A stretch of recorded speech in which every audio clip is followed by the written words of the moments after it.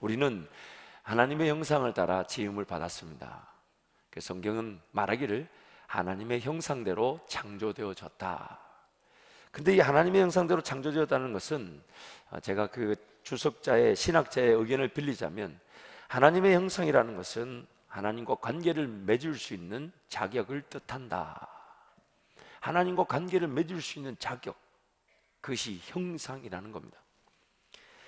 사람에게 주어진 모든 것들, 어떤 생각하는 것이나 느끼는 것이나 듣는 것이나 보는 것이나 경험하는 것이나 또한 판단하는 것이나 생각하는 것이나 지정의로 요약되는 자유의지라든지, 이 모든 것들이 왜 주어졌냐?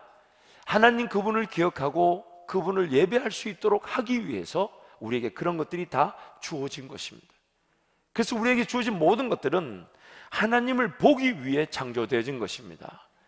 하나님을 느끼기 위해 창조되어진 것이고, 하나님을 경험하기 위해 창조되어진 것이고, 또 하나님을 찬양하기 위해 창조되어진 것입니다. 그래서 하나님을 예배하기 위해 필요한 요소들이 바로 이 모습이라는 거예요. 하나님을 예배할 수 있도록 하나님이 갖추게 하신 것이 바로 이 모습이라는 겁니다. 형상이라는 단어는 히브리 원어로 첼렘이라고 합니다. 이것을 영어 번역에서는 이미지로 번역했습니다. The image of God, 하나님의 형상. 이미지라는 말은 어떤 모양. 그런데 이 이미지라는 그 단어를 쓴 이유가 있죠. 그것은 바로 하나님을 닮았지만 완전하진 않다는 거예요. 하나님 그분을 느끼고 하나님 그분을 경험해 가면서 하나님 그분이 우리 가운데 채워지게 될 때에 그 형상이 완성된다는 것입니다. 이것을 좀 더 이렇게 얘기하면 좋을 것 같아요. 우리를 하나님께서 창조하셨을 때는 더 이상의 수정이나 보완이 필요 없는 완벽한 존재로 창조하셨습니다. 더 이상의 수정이나 보완이 필요 없죠. 그러나 창조되신 나는 어떤 목적을 가지고 자라고 있습니다. 즉 완성되어졌지만 하나의 목적을 향해 걸어가는 완성을 위한 완성체가 바로 오늘 우리라는 것이죠. 그래서 갈라디아서 4장 19절 말씀 함께 갑니다. 나의 자녀들아, 너희 속에 그리스도의 형상을 이루기까지 다시 너희를 위하여 해산하는 수고를 하노니. 그리스도의 형상을 이룬다, 완성한다. 사도 바울이 그런 성도들을 향하여 해산하는 수고, 그런 고통을 감내하면서 그들을 위하여 헌신하는 이유가 뭐냐면, 그리스도의 형상이 여러분 속에서 완성될 수 있도록 그 하나님 말씀 우리에게 기록되어져 전해져 온다는 것입니다. 에베소서 4장 13절 말씀 함께 갑니다. 우리가 다 하나님의 아들을 믿는 것과 아는 일에 하나가 되어 온전한 사람을 이루어 그리스도의 장성한 분량이 충만한 데까지 이르리니. 이렇게 지어졌는데, 이렇게 지어진 것이 분명히 목표를 지향하고 있다는 거예요. 그리스도의 장성한 분량에 이를 때까지, 그리스도의 장성한 분량에까지 자란다는 것입니다. 고린도전서 13장 11절 말씀 함께 갑니다. 내가 어렸을 때에는 말하는 것이 어린아이와 같고 깨닫는 것이 어린아이와 같고 생각하는 것이 어린아이와 같다가 장성한 사람이 되어서는 어린아이의 일을 버렸노라. 분명히 지어졌지만, 완성되어졌지만 자랄 것이 우리에게 요구되어지고 있다는 겁니다. 그래서 창조되어질 때부터 하나님의 목적은 하나님의 사람들로 하여금 하나님을 느끼고 경험하고 예배함으로써 하나님과 관계를 맺고 하나님의 사람답게 성장하는 것입니다. 이 일을 위해서 저와 여러분이란 이 사람을 하나님이 존재할 수 있도록 지으신 것입니다. 다시 한 번 더 강조합니다. 하나님을 예배하기 위해 완성되어졌지만 동시에 하나님을 더욱 알아가고 경험함으로써 하나님을 더욱 닮아가는 장성한 존재로 성장하는 것, 그것이 바로 창조의 목적입니다. 말씀을 준비하면서 묵상하는 중에 하나의 좋은 이미지가 떠올랐어요. 그걸 제가 부자재로 한번 만들어 봤는데, 오늘 우리란 존재를 이렇게 설명할 수 있습니다. 여러분, 이게 뭐죠? 주방에서 쓰는 위생 장갑이에요. 형상을 따라 지어졌다는 것은 이 장갑 안에 손이 딱 들어가지게 되면 이 장갑은 형상이죠. 그러나 손이 빠지게 되면 이 장갑은 아무런 쓸모가 기능을 하지 못합니다. 하나님이 우리를 지었다 할 때 그 형상이 바로 이것입니다. 하나님 그분이 우리 가운데 거하시고 우리와 함께 머무시기 위해 머무실 공간을 만든 게 바로 나란 존재란 말이에요. 마치 위생 장갑 안에 손이 들어가지 않으면 이 장갑으로는 아무런 의미가 없죠. 하나님이 자연 만물을 지으시고 그 만물 가운데 영장으로 저와 여러분을 지으신 이유는 나라는 존재와 함께 거하시면서 내 안에 들어와 나의 하나님이 되셔서 내 안에서 동행하시는 하나님이 능력을 나타내시고 일을 행하시고 역사를 나타내신다는 겁니다. 하나님의 형상을 따라 지음을 받았다, 바로 이것이에요. 그래서 오늘 우리란 존재가 그런 어떤 인격, 생각하고 말하고 행동하며 또한 우리 가운데 여러 가지 감정들, 보는 거, 듣는 거, 경험하는 거, 그 모든 것들은 하나님으로 채워지기 위해 창조되어진 거예요. 하나님이 내 안에 거하시고 하나님이 내 안에 채워질 수 있도록 하나님이 나를 지으신 것이란 말이에요. 그런데 하나님을 거절합니다. 하나님이 없이는 삶이 될 수 없는 삶인데 하나님을 거절하다 보니까 이렇게 하나님의 형상을 따라 지음을 받았지만 하나님을 거절하면서 하나님으로 채워져야 될 삶에 자기 욕심이, 세상의 자랑이, 이런 거 좋다 하더라, 저런 거 괜찮다 하더라, 이 길이라더라, 저 길이라더라, 그런 것들이 내 안에 자리 잡기 시작합니다. 그래서 하나님이 지으셨지만 이렇게 되어버릴 수가 있어요. 더럽고 추악한 욕심, 정욕, 탐심, 세상의 자랑, 안목의 정욕, 이생의 요구, 이런 것들이 이 안에 가득 채워졌어요. 그래서 이대로 이 손이, 위생장갑이 일을 할 줄 착각합니다.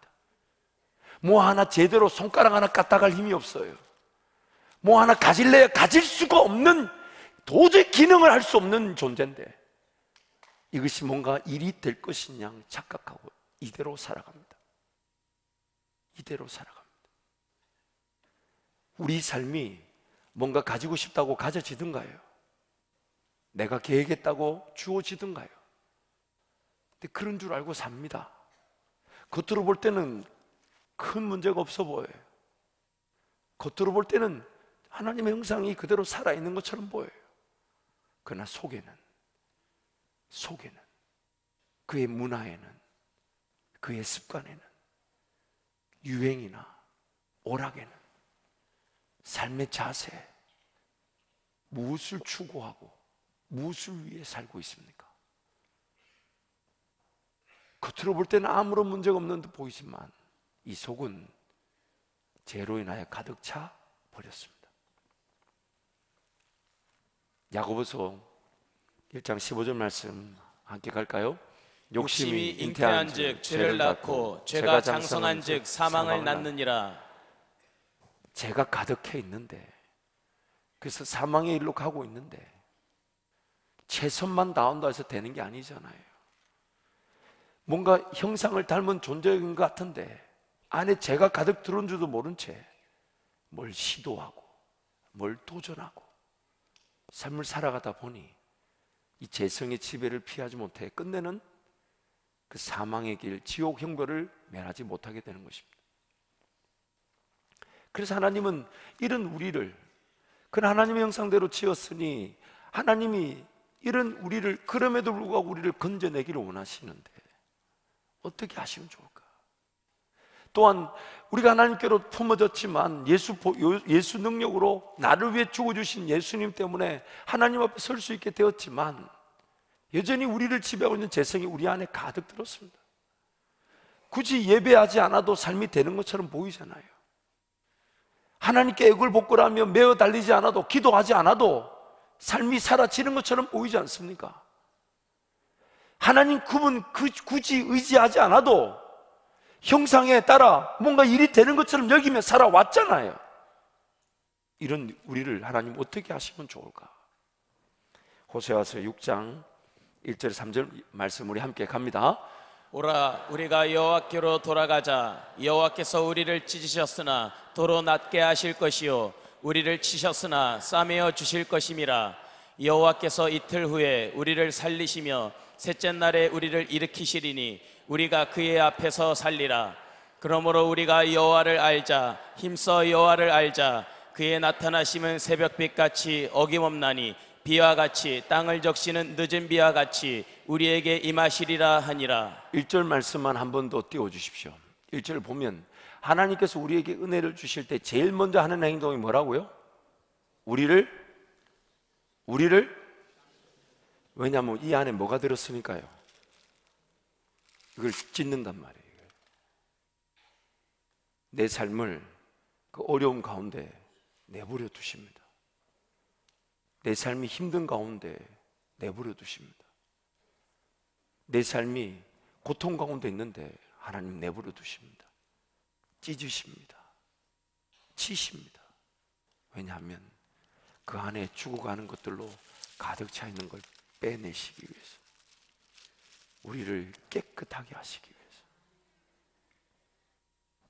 종종 하나님이 왜 이 고통 가운데 아무런 말을 안 하시는지, 종종 왜 이런 어려움을 내가 당해야 되는지 아파하는 성도들 만날 때마다 너무 가슴이 아픕니다. 정말 기도 외에는 방법이 없지만 그러나 우리는 압니다. 그 어려움과 고통과 아픔이 누구 때문에 자초되었는지, 하나님과 동행하며 살아가면서 하나님이 채워져야 될 자리에 인간의 욕심인 줄 모르고 붙들고 살아왔던 내 방법이, 내 생각이, 내 계획이 나를 힘들게 했습니다. 그래서 내 안에 하나님으로 채워져야 될 그 형상 안에 내 재성만 가득 차게 되었어요. 그래서 하나님은 재성이 가득한 채, 겉은 멀쩡하게 보여도 재성이 가득한 채 하나님과 관계없이 죽어가는 걸 내버려 두실 수 없어 인생의 풍파라는 걸 사용하시고 어려움이라는 것을 용납하셔서 기어이 치시고 찢으십니다. 그리고 그 안에 있는 더러운 것들을 빼내십니다. 정결케 하십니다. 치료하십니다. 골마 터졌던 것을 핥아내십니다. 끄집어내십니다. 철저하게. 그리고 나서 1절 말씀 보니까 싸매어 주신다고.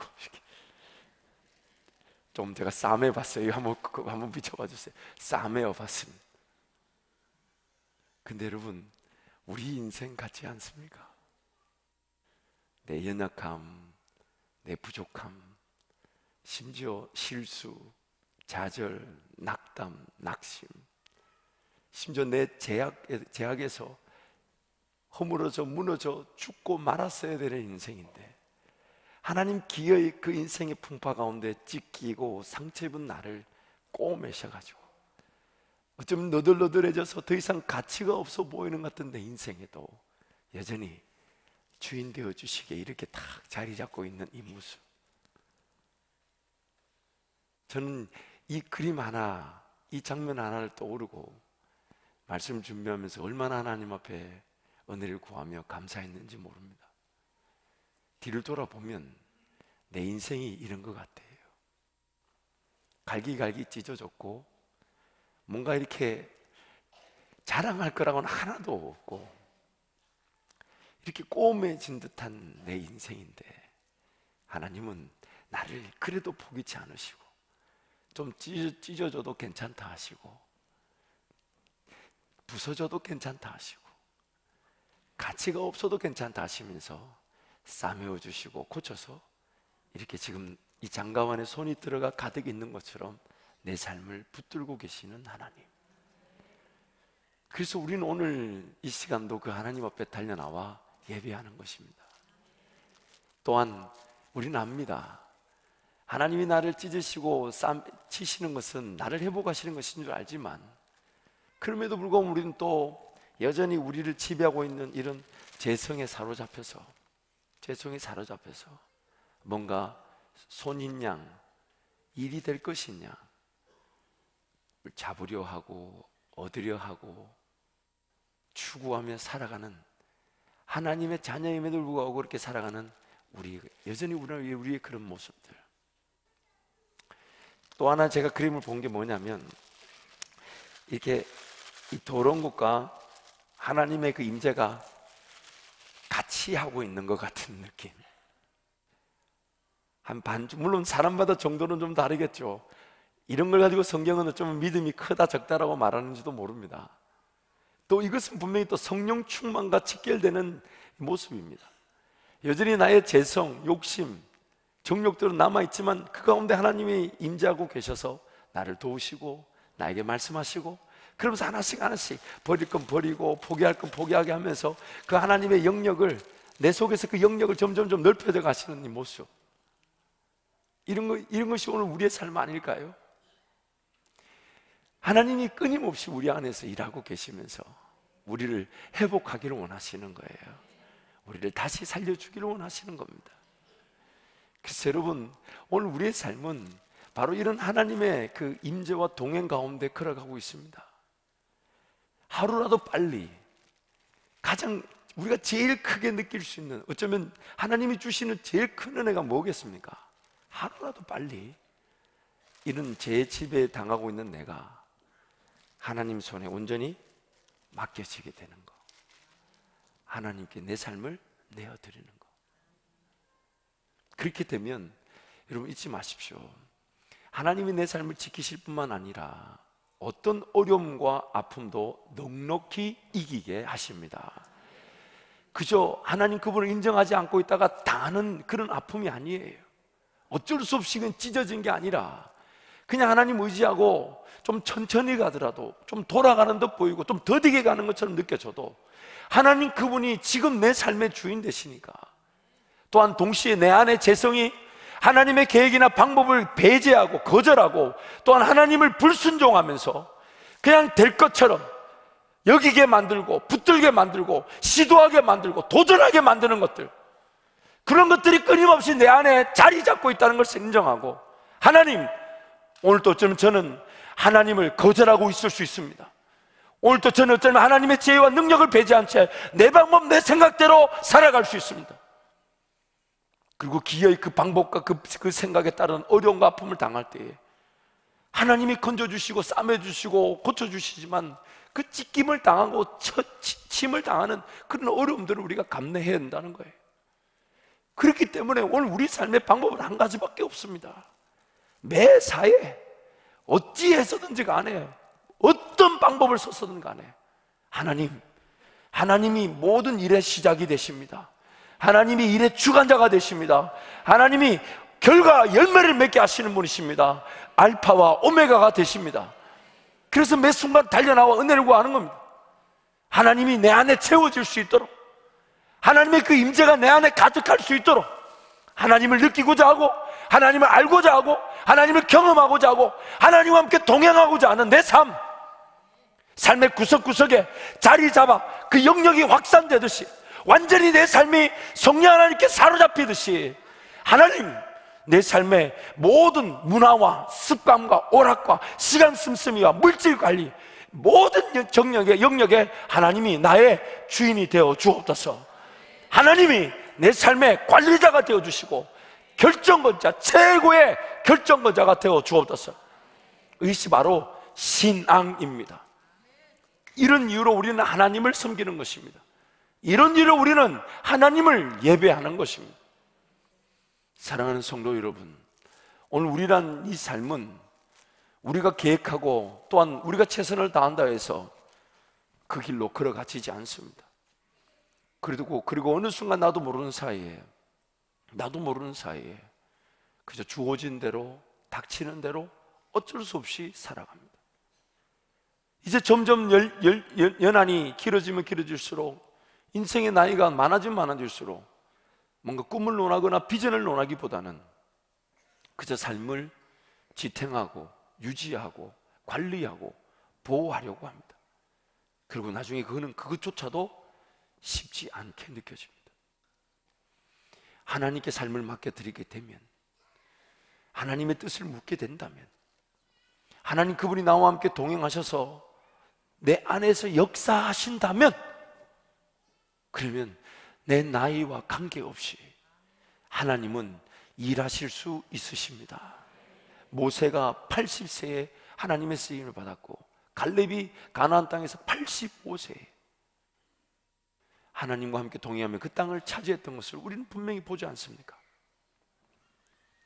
성경 안에 있는 모든 하나님의 사람들, 그 하나님의 사람들의 하나님과의 관계를 들여다보면 이러한 죄의 지배를 받고 있는 이런 하나님의 사람들의 형편을 아시고 하나님이 쓰시는 훈련 방법이 있습니다.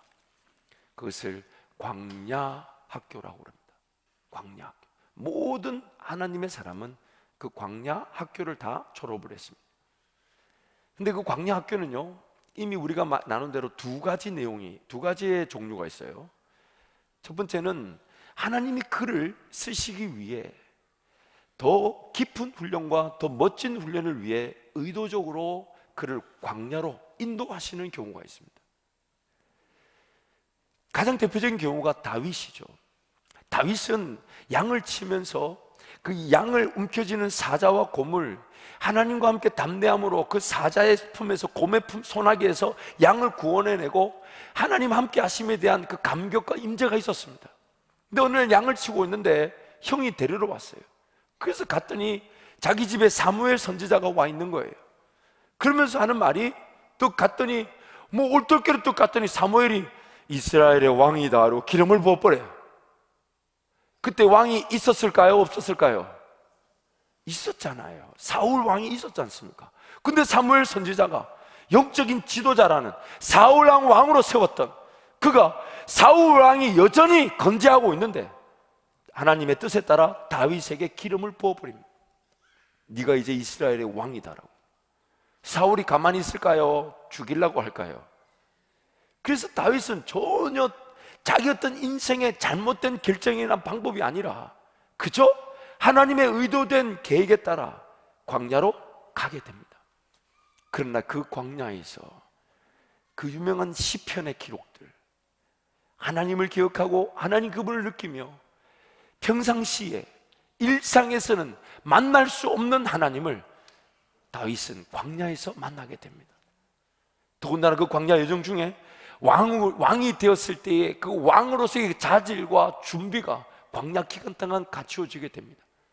심지어 그 다윗이 왕이 되었을 때 다윗과 함께 죽으면 죽겠다라고 자기 삶을 헌신했던 수많은 신하들이 그 광야 훈련 기간 동안 만나게 됩니다. 아둘람이라는 그 공동체라고 부르죠. 그래서 다윗은 그 광야 훈련을 통해 하나님이 그를 쓰시기에 깨끗하고 큰 그릇으로 빚어지게 됩니다. 하나님이 의도하셨기 때문에 그쪽으로 끌어가신 거예요. 근데 두 번째 광야 학교는 자기가 잘못 선택해가지고 자초한 어려움의 길을 하나님은 훈련 기간으로 역이용해 주시더라는 거예요. 하나님이 의도하신 것과 다르게 자기가 실수하고 자기가 죄를 짓고 자기가 넘어져서 어쩔 수 없이 가야 되는 그 고난의 길, 광야의 길을 하나님은 역이용해 주셔서 훈련 기간으로 써주시더라는 겁니다. 대표적인 인물이 바로 모세입니다. 모세. 사도행전 7장 25절 말씀 보면 함께 갑니다. 그는 그의 형제들이 하나님께서 자기의 손을 통하여 구원해 주시는 것을 깨달으리라고 생각하였으나 그들이 깨닫지 못하였더라. 모세는 애굽의 왕자로 자랐다 해도 그는 이스라엘 백성이라는 것과 또한 하나님께서 자기를 통해 이스라엘 백성들을 구원할 것이라는 사명조차 인지하고 있었습니다. 근데 뭐가 틀렸습니까? 그 사명을 자기 능력으로, 자기 힘으로, 자기 방법으로, 자기 생각으로 자기가 할 수 있는 걸로 이루려고 덤벼들었다가 실패하고 맙니다. 그래서 도망갈 수 있는 곳이 광야밖에 없었는데 하나님은 모세가 도망간 그 광야에서 40년 동안 그를 훈련 기간으로 삼아 주셔서 40년 뒤에 모세의 나이 80이 되었을 때에 이스라엘 백성들을 출애굽시켜 가나안 땅으로 인도하는 지도자가 되게 하셨던 것입니다. 그렇다면 오늘 우리 삶의 관건은 둘 중에 하나입니다. 둘 중에 하나. 내가 의도적으로 하나님의 손에 내 삶을 맡겨드릴 것인가? 아니면 내 방법으로 살다가 기회에 하나님이 회복시켜 주시는데 찢기고 치임을 당하고 어려움을 당한 그때 하나님께 내 삶을 드릴 것인가? 둘 중에 하나입니다. 우리는 어차피 하나님을 떠나지 못해요. 하나님이 선택하셨고 하나님이 일방적으로 나란 자에게 죄인임을 알게 하시고 예수를 믿게 하셨고 하나님의 자녀가 되게 만드셨는데, 우리는 그 하나님의 손길을 거절할 만한 능력도 없습니다. 아니, 용기조차 없어요.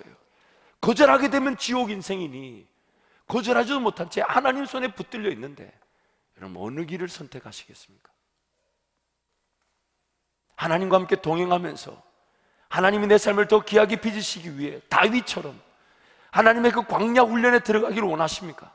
아니면 예배하긴 하지만 하나님을 섬겨야 되는 걸 알긴 알지만 내 방법 내 생각대로 내 삶을 살다가 기어이 하나님이 건져주시긴 하지만 그 아픔과 어려움 속에서 하나님께로 돌아와 삶을 내어드리시겠습니까?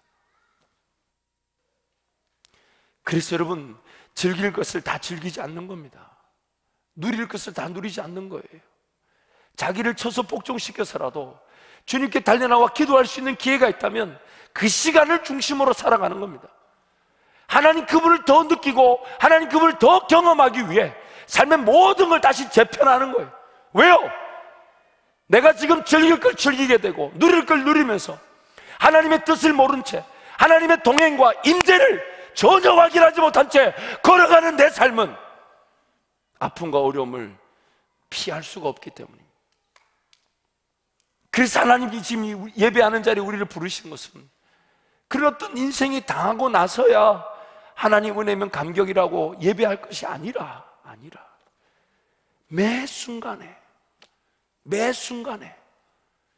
하나님이 내 삶의 주인이시며 내가 하나님의 영광을 위하여 지음받은 존재이며 내가 하나님을 예배하기 위해 남겨진 자라는 것을 잊지 않고 예배하기 위해 살아가는 삶, 예배하기 위해 살아가는 내 인생, 하나님을 예배하기 위해 시간이든 물질이든 삶 자체를 구별하고 정리하고 정돈하고 하나님께 내 시간을 내어드리는 삶, 이것이 바로 구원 얻은 자들의 반응이어야 할 것입니다. 책임인 것입니다. 현실을 그대로 여러분 직시하십시오. 하나님 그분의 뜻을 모른 채 걸어간 인생만큼 피곤한 인생이 없어요. 지나고 보면 그때 왜 그렇게 선택했나 모르겠어요. 그때 그렇게 어리석었는데 왜 그렇게 미친 듯이 걸어갔는지 모르겠어요. 그때 왜 그런 말을 하고 왜 그런 행동을 했는지 모르겠어요. 그런데 오늘 우리는 또 그 길을 또 반복해서 걸어가고 있을 수 있다는 겁니다. 그러면서 하나님이 잘 안 느껴진다, 하나님 그분을 잘 모르겠다, 그러면 여러분, 이 땅을 지으셨고 우리의 죽음 앞에 만나게 될 하나님이 진리라면 그분이 안 느껴지고 그분을 경험하지 못한 걸 부끄러워할 줄 알아야죠.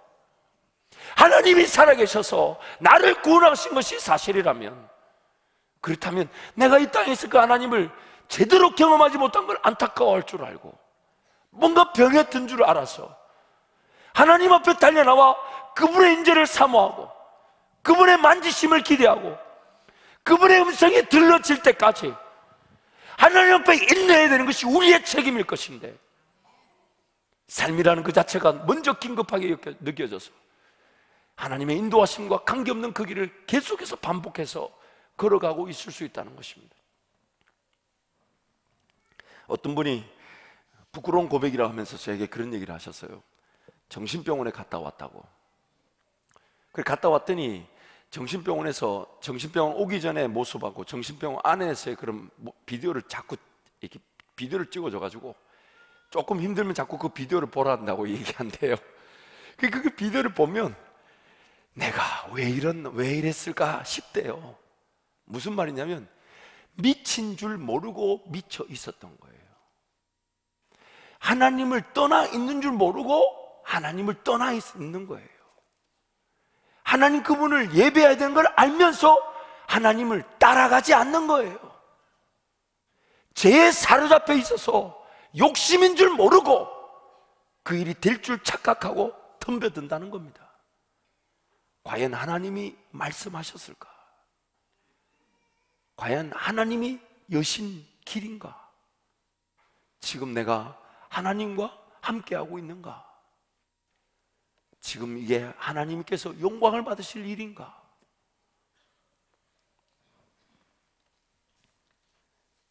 우리 예수님께서 이 땅에 오셨을 때 그분은 죄가 없으신 분이셨습니다. 그럼에도 불구하고 그는 공식적인 사역을 시작하기 전에 40일간 그것도 금식하시면서 광야 학교를 졸업하셨습니다. 철저하게 먹고 마시고 입는 것으로 사는 존재가 아니라는 것, 눈에 보이는 어떤 신비하고 신기한 능력들을 추구하는 것이 신앙이 아니라는 것, 오직 하나님만을 예배하고 섬기는 것이 삶의 목적이라는 것을 마귀의 시험을 통해 이겨내시고, 그리고 걸어가는 그 길목에서 하나님께서 드러내실 모든 능력과 권세를 다 맛보신 분이 바로 우리 주님이십니다. 하물며 죄도 없으신 분이 광야 과정을 겪었다면 오늘 저와 여러분은 더 뭐라고 표현하면 좋을까요? 더 힘든 광야 후 학교를 보내야 되지 않을까요? 자기 문화를 정리하는 겁니다. 좋아했던 건 내려놓는 거예요. 오락, 유행, 거절하는 겁니다. 왜냐하면 내가 하나님을 예배하기 위해 걸림돌이 될 수 있으니까. 내가 사랑했던 것들, 심지어 내가 주인처럼 모시며 떠받들었던 모든 것들, 죽을 것처럼 느껴져서 하나님 예배하고 그분 음성 듣는 것보다 내 삶이 더 소중할 수는 없는 거예요. 긴급하게 느껴져서, 그래서 하나님께 기도하는 것보다 내 삶에 먹고 마시고 입는 게 더 중요할 수는 없는 겁니다. 차라리 굶어 죽으면 죽었지, 영원한 천국에서 영원한 하나님을 만나게 될 그것이 가장 두려운 사실이 되어야 될 것인데, 우리란 인생이 어느 순간 우리도 모르는 사이에 지금 눈앞에 보이는 삶이 더 긴급하고 우선적으로 더 시급하게 느껴지더라는 겁니다. 사랑하는 성도 여러분, 하나님으로 채워지기 위해 오늘 우리라는 존재가 형상으로 창조되어진 겁니다. 이런 위생장갑 안에 손이 들어가지 않으면 아무런 의미가 없듯이 하나님으로 채워지기 위해 이 형상으로 지음을 받은 바로 우리가 그러하다는 거예요. 그리고 그분과 함께 동행하면서 삶의 모든 영역에 하나님이 한 요만큼이 아니라, 한 요만큼 말고 한 요만큼도 아니고 완전히 그냥 완전히, 이것을 성경에 이런 표현을 쓰죠. 성령에 매여, 성령에 사로잡혀, 내 이성으로도 판단하고 정말 생각조차 할 수 없는 길로도 그저 내 삶을 내어드려 순종하는 삶, 성령에 사로잡혀. 그러므로 오늘 우리의 삶이 우리 하나님과 깊은 동행을 이루시기를 축복합니다. 호세아서 6장 1절 2절 다음에 그런 찢으시고 치셔서 싸매어 주시는 것에 대해서 3절에서 이렇게 구체적인 제안을 하고 있습니다. 함께 갑니다. 그러므로 우리가 여호와를 알자, 힘써 여호와를 알자. 그의 나타나심은 새벽빛같이 어김없나니 비와 같이 땅을 적시는 늦은 비와 같이 우리에게 임하시리라 하니라. 그러므로 힘써 여호와를 알자. 힘써 여호와를 알자. 그래서 하나님 아는 지식이 내 삶에 채워지는 겁니다. 아, 하나님 이런 분이시구나. 하나님 이렇게 일하시는 거구나. 하나님 이렇게 역사하시는구나. 하나님 이런 걸 기뻐하시는구나. 하나님 이런 걸 즐거워하시는구나. 아, 하나님 이런 걸 행복해 하시는구나. 하나님 나라가 이런 것이구나. 하나님이 영광을 받으시는 것이 이런 것이구나. 알자. 여호와를 힘써 알자. 힘써 알자. 골로새서 3장 10절 말씀 우리 함께 선포합니다. 새 사람을 입었으니 이는 자기를 창조하신 이의 형상을 따라 지식에까지 새롭게 하심을 입은 자니라. 지식에까지 새로워지는 자. 덮어놓고 믿지 말라는 거예요. 물 뜯어놓고 절하듯이 그렇게 하나님을 섬기지 말라는 거예요. 지식에까지 새로워지는 자. 하나님 그분을 알아가면 알아갈수록 그분 때문에 그 감격 기쁨으로 살라는 겁니다. 하나님 아는 지식이 그 어떤 것보다 고상하다. 그래서 사도 바울은 나머지 모든 것들을 다 해로 배설물로 여긴다고 고백한 것입니다. 베드로후서 3장 18절 말씀 함께 갑니다. 오직 우리 주 곧 구주 예수 그리스도의 은혜와 그를 아는 지식에서 자라가라. 영광이 이제와 영원한 날까지 그에게 있을지어다. 그를 아는 지식에서부터 자라가라. 그를 아는 지식에서부터 자라가라. 하나님을 아는 지식에서부터 성장하기를 원하시는데 우리는 자꾸만 그냥 내가 할 수 있는 만큼, 하고 싶은 만큼, 내 느낌, 그게 의존해서 신앙생활을 결정하려고 합니다.